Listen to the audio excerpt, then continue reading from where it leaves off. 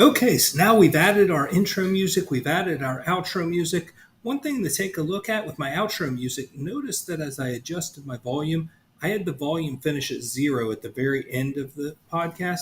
That gives it a really nice effect where the music fades out into nothing.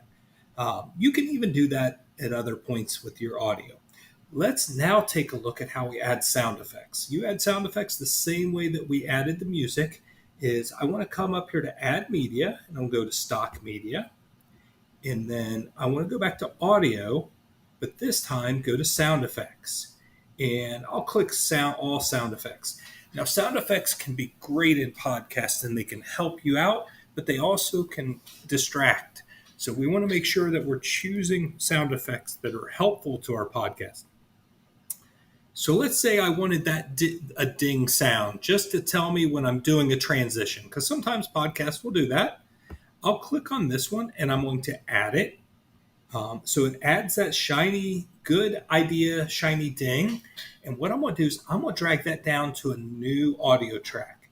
And so let's say I want that to play at all my transitions.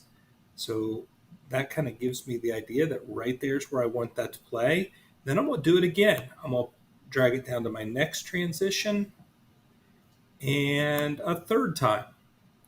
So now when I go through my podcast, anytime I had a transition into a new idea, that little ding sound will play. And I know you can't hear it on your end, but it was just a little ding. And that'll tell my audience that that's when they're listening for a new idea. And it'll also trigger them to pay attention again. Kind of a trick that some podcasters use. And that's all there is to using sound effects. And sound effects, just like your music, have your audio bar if you have your audio levels turned on. And you can drag that down and make it softer in case that's too loud. And that's all there is to adding sound effects.